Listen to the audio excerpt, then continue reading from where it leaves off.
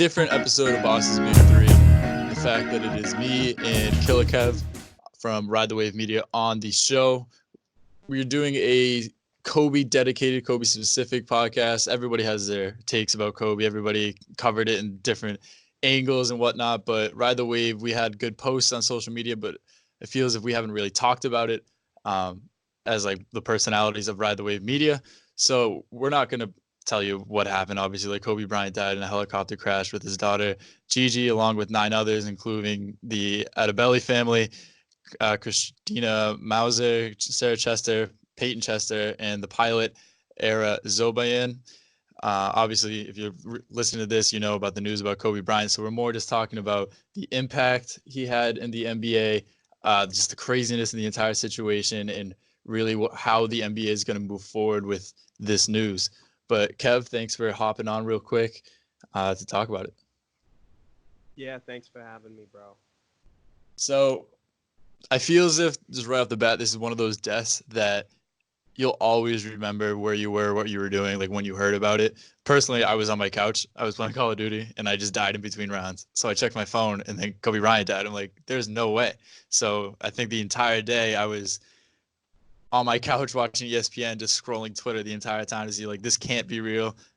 Because, you know, TMZ kills Lil Wayne regularly. They killed Rick Ross a couple times, but obviously Rick Ross and Lil Wayne is still alive. So we were waiting for other reports and all that to come out until it was eventually confirmed. But well, I knew at the very beginning that TMZ was correct because TMZ, you know, when they killed Rick Ross and Lil Wayne, it was a couple years ago. Now, TMZ is the #1 news outlet in California. They got all the 911 dispatchers on lock, you know, all the emergency services people on lock. They pay well. Okay, so when something goes down, TMZ is one of the first to find out, especially something of that caliber. And when I got that, I got a screenshot sent to me from a TMZ post from 2 minutes ago. So I got it right away from my buddy John, and I was me, GRD, and Spike King, we have a group chat, and I immediately sent it in the group chat, and GRD said, you know, I'm shaking, and then we were trying to, you know, get confirmation. Once it was confirmed, I went live, and it was broke the news to a couple of my followers. It was pretty crazy. Like you said, it's one of those places you'll never forget where you were. Like Michael Jackson, I was sitting on a couch in Brazil when he died. You talk about Kobe Bryant, I was sitting on Babs' couch in his living room when he died. So today I want to talk about you know, like Tyler said, the impact he had on the NBA. But I'm going to bring up a couple of his stats, which I found interesting last night, you know, reliving the Kobe Bryant stat era. In my opinion, his best season was a 2005-2006 season. Kobe played in 80 games, 41 minutes a game, averaging 35 points. Now, that is pretty crazy. With only 3 turnovers, which is the most impressive to me. Yeah. You look at a guy like James Harden averaging 36 points a game, which we haven't seen since that Kobe season nonetheless. But here's the thing. Harden has the double amount of turnovers with 6. So yeah, probably Harden, way more shot selection, I'm sure. He has 3 more field goal attempts per game, James Harden. Kobe retired averaging 25 points per game. But Kobe's lowest scoring season besides his rookie year was the 2013-2014 season where he got that Achilles tear. Only played in 6 games that whole season. I ran the numbers, and if you remove that 2013-2014 season along with his rookie year where Del Harris, the coach of the Los Angeles Lakers at the time, played him for only 15 minutes a game because he didn't want to think he was playing favorites and gave that whole veteran priority treatment to rookie Kobe and let the vets play. For his first 2 years, barely saw the court. I took those 3 years out, his 1996-1997 rookie year, his 1997-1998 sophomore season, and the 2013-2014 Achilles tear. Kobe would have averaged 31 for his career, which is 1 point above Michael Jordan. So that was neat when I ran those numbers last night. I think the craziest part about this whole thing is that obviously the night before LeBron James passes him third on all-time scoring list, media was all around Kobe. Everyone's talking about his career. My roommates and I were even talking about Kobe for like 2 straight hours, just debating about his career and back and forth. And then we wake up and like the wildest news probably of my entire life hit. Like he was probably one of those people that you expect to be around basketball for the next 50-something years. You see, he literally learned Slovenia to talk to Luka Doncic on the sideline. and he just picks up all these small aspects of basketball that you thought, like, whether it's coaching, GM role, just coaching his daughter, he was going to be involved not only in the NBA but the entire sport of basketball. Just The very for opposite of Michael Jordan. Yes, yeah, Kobe Bryant would have 100%. took the wheel. Michael Jordan sits down at his home and doesn't do anything for the NBA unless there's millions of dollars involved. And you look at a guy like Kobe Bryant, and he goes to games and he coaches his daughter's basketball team, and he's an advocate for the WNBA, and he pushes women's basketball. And Yeah, sorry just to a cut week you off. before he had, like you were saying, the WNBA. Just literally the week before, he had that quote that kind of went viral, saying there's a lot of WNBA players that could play in the NBA. People took their own opinions to that, but either way, you can't deny he was a huge advocate for the WNBA, specifically because of the whole girl dad thing that's going around, saying it's more of a challenge to be a girl dad than a boy dad, and he like embraced the challenge. The saddest part, or obviously there's ton of sad parts about this, but Gigi Bryant, 13 years old, she was on track for the women's version of the LaMelo Ball, Zion Williamson type of coverage throughout her entire basically life, because name me another travel basketball girls team that anybody in the world cares about. But the fact that there just be post after post about, oh, Gigi Bryant drops X amount of points, their team wins by 50, and Kobe Bryant's the coach and all that stuff. And he even makes posts about his own social pages talking about the future of Gigi Bryant. So unfortunately can't see that, but the legacy of her and her father will obviously live on.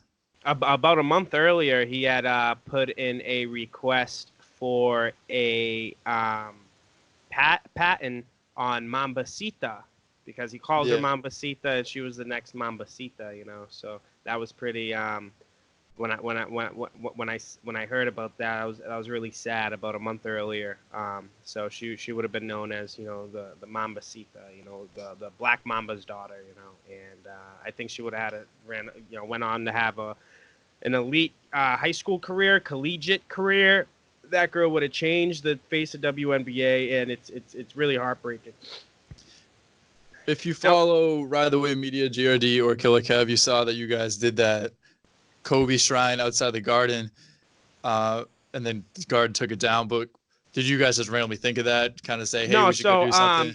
It was my idea, and GRD first suggested, oh, we should go tomorrow, all about this tomorrow talk, and I said, no, right now, today, now. So I said, hey, you could come or not, I'm going. So I grabbed two of my buddies. We went to the Market Basket right here in Demoulas, and I went to the Goya section. I found candles, and there was only a few purple and yellow candles, so I sold them out. I got all of them, and we went down over there at the Garden, and it was a Sunday night, so you could picture Boston being pretty dead. 2 bypassers a minute, and I set up the candle vigil. The news came through. They did a little segment with me, and then GRD came through about an hour later. He brought, a sign, a shoelace connected with a marker, and he did a little setup where you could sign your name and stuff. And there was a bum involved, a homeless man, and basically what happened is GRD gave him $20 to keep relighting the candles, and the dude just ended up getting drunk and making a huge ruckus. Because after GRD left, I drove by, and I just seen this dude laying down there, yelling out curse words and shit. So security ended up coming, and he sees a homeless guy setting fires to candles and shit, and basically just removed that took it down. Took it down, everything. But it was there for a while. It was a Sunday night. If it was a game day, it would have been different. But I don't blame TD Garden too much. I mean, it was the homeless man, drunk homeless man relighting candles next to the TD Garden. I mean, that place already caught on fire once a few weeks ago because of the construction of the big tower they're building right out front. So I think they were just being cautious and stuff. So, We kind of touched about this earlier, but what are your thoughts on Vanessa Bryant not hearing anything until TMZ reported it, and the fact that, personally at school, I'm in a bunch of media classes, and every single class this week, we just keep talking about the Kobe Bryant news, and the fact that TMZ shouldn't have done this. TMZ should have told the family before they released it. But I think, okay, so honestly, you want TMZ to call Vanessa Bryant? That's what I was thinking. I think it's just that this is just the world we live in now. Listen, Tyler, it's about breaking the story, okay? Yep. And as respectful I want to be to families, you got to break the story. Once you find out, you're paying dispatchers to find out things. You're not paying to anticipate a death, but any kind of news. Kevin Hart getting in a car crash. Should they wait till Kevin Hart's family knows before they break the news to the world? It's one of those things where they're the first to break the news. That's the kind of business they're in. They're in California, all right? Hollywood. This is Hollywood lifestyle.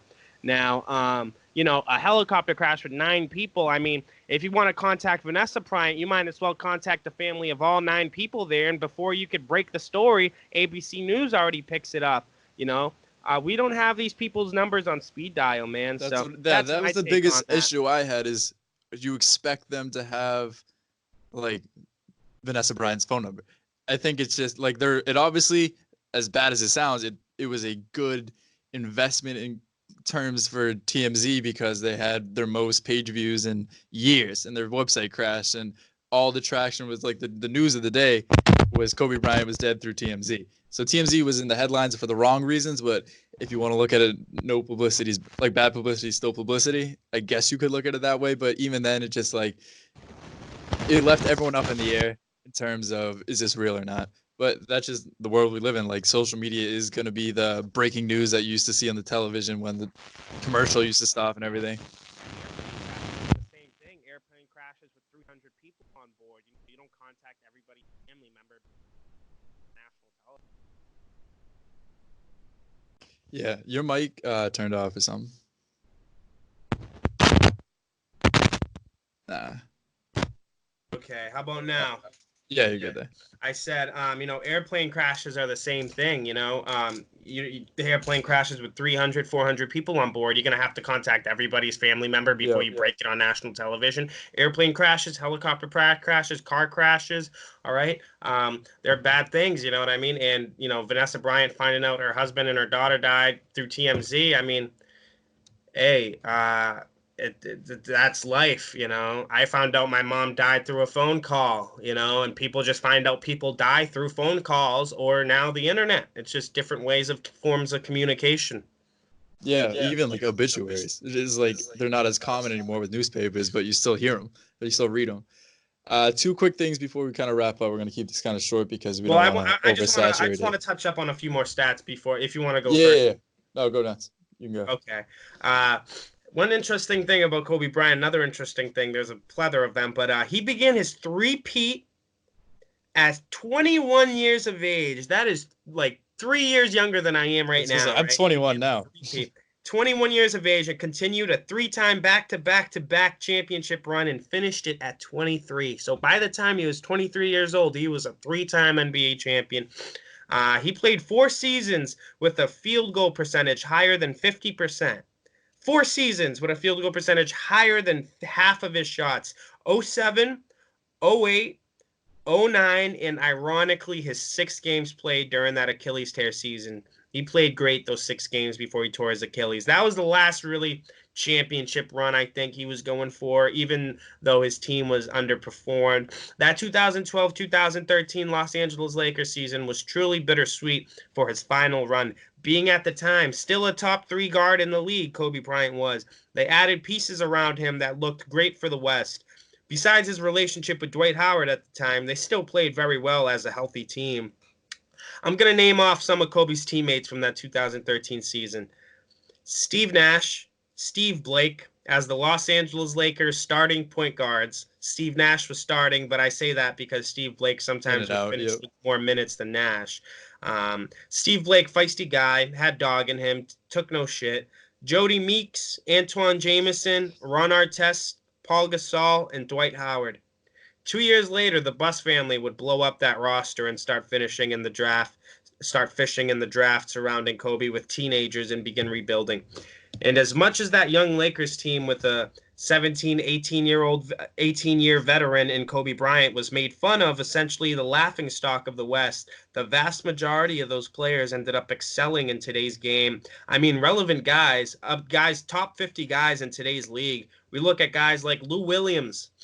He played with Kobe Bryant that 2012, 2013, 2014 season. Would go on to be a 3-time 6th man of the year. Contavious Caldwell-Pope, now alongside LeBron. Julius Randle, one of the elite big men in the league. Kyle Kuzma, A lot of teams want to pick him up. He doesn't fit well with the Los Angeles Lakers team right now, but a lot of teams are looking to pick him up. Alex Caruso, the great white hope. Brandon Ingram, the best player, arguably, on the New Orleans Pelicans. Larry Nance Jr., big guy in Cleveland. And the most unexpected leap in that 2017 roster has to be D'Angelo Russell and what he did for the Brooklyn Nets last year and what he's doing for the Golden State Warriors this year. He is the front runner of the Golden State Warriors right now with that injured team. Jordan Clarkson before the tattoos. Zubac, who's a fan favorite along with Caruso. Rookie Tyler Ennis, who's making noise in the NBA. Josh Hart. Kobe took these rookies and second-year players under his wing that year, and they ended up excelling in this league today. Yeah, absolutely. I mean, this is what I was going to touch on, the impact about not only these players, but players around the NBA. You see everybody sitting out. Obviously, you can't – I don't think they should have canceled the games simply because – arena schedules and all that like stuff. Like you did cancel the Staples Center game. I get that with Lakers Clippers, but you can't work around all the schedules. Some people just cope with just playing basketball. Like I was saying, I never had anything tragic to this extent, especially happen in my life yet. But like if I was just having a bad day, I just go to like the park and play basketball for a minute. But like especially these NBA players, like even if you give them 2 days off, like the hurt's not going to change. It's still going to be there.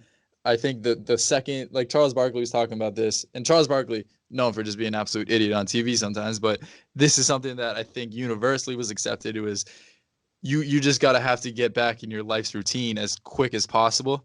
Not ignore the fact that Kobe and all of this tragedy happened, but saying this is just what we have to keep doing with our lives. Like we're paid to play basketball. We have to just keep going on with it. Like, yeah, a couple of days off would, I guess, help the grieving process, but right away, what's the difference between 1 day off to taking an extra day off?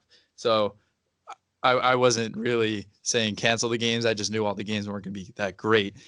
You can see players switching the number from 8 to whether you're number 8, number 24, you're switching number around. Do you think they should universally retire 8 and 24? It should be a personal decision from each team. Yeah, that's what I was thinking too, because they were saying the logo isn't having any plans to change through Jerry West, even though Jerry West multiple times saying like he would like to see a new logo. He kind of wants to see like who he passes the torch to. It would make sense with being Kobe Bryant. Like there's real no reason. It's not like he was some like scrub player. Obviously, he's one of the greatest basketball players of all time. So that would make sense. But I don't think the NBA in itself is doing anything like Jackie Robinson number retired type of style. But well, I mean, I think it's kind of a fan push for the NBA to do that. It's the fans that came up with these logos in their bedroom, in their basement, and sent them over and said, the NBA should change the logo.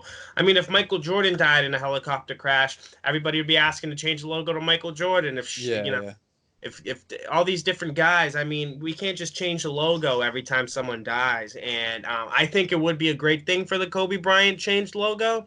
But right now, there's no plans for it. And, I mean, it's something that the fans just want and would think it's cool. But as far as the NBA going global, it's not really a smart move to just change logos midway through. That would be a show of respect, though, for what Kobe Bryant did in this league. And maybe we could honor him in different ways other than the logo, I think it would be a cool idea, but I don't think it's necessary right now. Yeah, I mean, you could see down the line when they do have to eventually change the logo, or they never really do have to. But and I never heard Jerry West saying, "I'm tired of being the logo." Yeah, so he's been an advocate for the past couple of years, saying he appreciates being the logo, but he said, when I die, nobody's going to know who Jerry West is. Like, he's kind of taking a humble approach with it, saying, like, I kind of just want to see a new logo being, like, a new face of the NBA. Like, one of the first trivia things you learn is, like, oh, this guy's the logo. I think he wants someone else to have that type of thing. He was doing a sit-down interview with, I don't think it was Joe Buck, but it was someone who wasn't an NBA reporter, but it was more just like a national sports reporter. A couple years ago. I should probably just look that up on YouTube. Should I give it proper credit? But last thing before we wrap up, NBA season obviously still going on. In terms of the Los Angeles Lakers, do you see them, I guess, making the finals, winning the finals, especially with the extra motivation saying we got to do it for Kobe now, knowing that Kobe had touched on every single player's star player, at least career, whether it be private workouts, whether it be mimicking his game, whether it be text before and after games, but especially with LeBron, with his whole started in Philly, got his shoes, passed his record in Philly. Like that whole big story, does it go full circle with the Lakers winning a championship this year? I mean, prior Kobe's death, I believe the Lakers would have made the finals, and I just think now it's extra motivation, like you said, for them to win the whole thing and take it home and do it, honor Kobe with this championship. And wish he was here to witness it, you know. But I think he's watching down on the Lakers and his family. I think the Lakers make the finals. I think it's a rough run in the West, but I think they push through and they see Milwaukee in the finals. Yep. I believe I'm predicting right now it is January 29th, and I think the finals is going to be the Lakers and the Milwaukee Bucks. Because Kobe even has that connection with Giannis and the fact that they did private workouts. He did that when he retired, those Mamba challenges, saying, I want you to win MVP in 2 years. And like that. Giannis wins MVP last year. He could very well go back-to-back this year. But yeah, so just to wrap up, Kobe Bryant, obviously, as a Celtics fan, you grew up not liking Kobe Bryant. You grew up saying, like, oh, this guy's the enemy. But in the back of your head, it's this guy is very good at basketball. I think it's the same type of comparison with LeBron, saying LeBron always beats us, Kobe always beats us. Like, we're supposed to hate these guys, but there gets to a point when someone's greatness is just way above their hate. Like, I used to be a huge LeBron hater and grown up being a huge Kobe hater simply because I was a moron. I was a kid. I was like, these guys are the guys who the Celtics have to get past every year.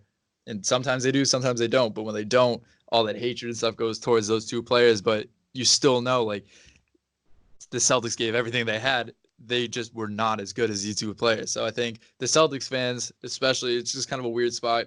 Like a bunch of old, like Twitter is the worst place in the universe. Like all these people bringing up old takes saying like Kobe Bryant like stinks, like all this stuff, just like kind of hating on him, and that gets all brought back up now just so people could expose each other. It's just dumb.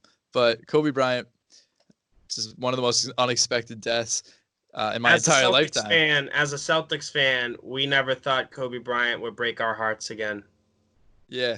And he did, you know, post-retirement. So simple as that. Do you have any final thoughts before we wrap up? Mamba out, you know, Mamba out. I have a Kobe Bryant poster right on my wall right here. I'm going to twist my oh yeah, the 2K one. The 2K17 right there, as you can see, guys. So I've been having that for quite some time now, since 2016. So we'll make that 4 years. And as a Celtics fan, I always respected him. That's why I have this poster on my wall. And it's him waving goodbye, and it's so ironic, you know. And I watched his 60-point game the other day. It was very emotional ending. They were down by 8 at 2 minutes left, you know, against the Gordon Hayward Utah Jazz. And Kobe Bryant came back and shut shit down, set shit on fire, you know, and ended up winning the game and scoring 60 points in his final game. And it was such an emotional game to watch. Did you see the Gordon Hayward clip going around saying on that free throw how he stepped in the lane in case Kobe missed so he can get a lane violation and get Kobe another shot? No, I haven't seen that. And yeah.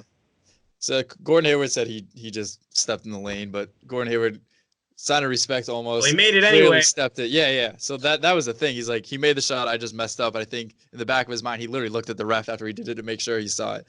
But yeah, we're not going to harp way too much on it. Like we were saying, everyone else had their own coverage on it. We just had to give our little 2 cents about it. So in Boston's Big Three, the Kobe Bryant episode. Ironically, I think this is episode 24. It might be, or it might be 28. But even then, that's 2 and 8 with Gigi and Kobe right there. All right, Tyler. All right, thanks for hopping on. Appreciate it. Thank you. Here we go. Follow KillaKev 182. That's it.